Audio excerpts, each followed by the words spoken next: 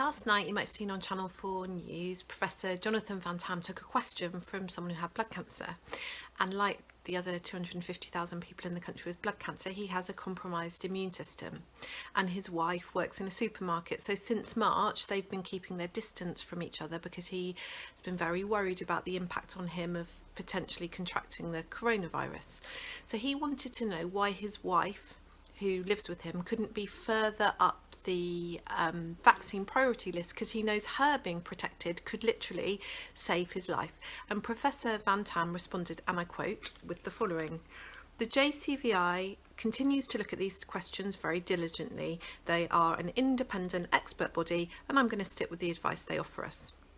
I'm sorry, but that I don't think is good enough, and it's dodging the issue, because the reason the JCVI have not given advice about transmission yet is because there isn't enough hard data yet about the effect of the vaccine on transmission.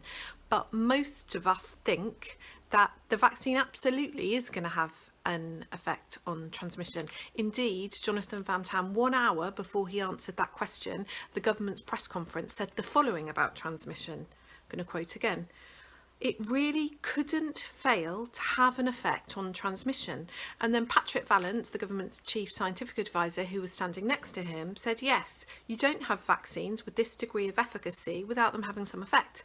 So they both agree. I think the same. People I speak to all the time think this is absolutely going to have an effect on transmission. And if it does have an effect on transmission, then surely it is the case that a 40-year-old, say living with someone with acute leukemia, should be higher up the vaccine list than a 40-year-old living on their own. The man's wife, who asked the question of Professor Van-Tam, his wife, who works in a supermarket, should absolutely be higher up the list, because her having immunity could literally save his life. So I don't think it is good enough to just say we're going to defer it to the JCVI, which frankly has been the government's line as we've been asking questions over the last few months.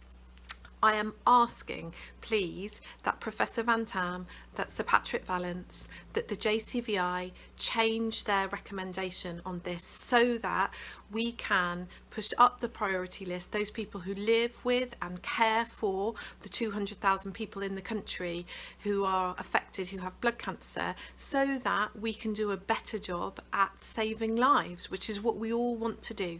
So please, please, please consider changing your mind quickly. And to anyone else who cares about this, please share this video on social media, record your own, contact your MP or MSP to tell them that this is something that really, really matters, and that if we don't do this, we are letting people with blood cancer down.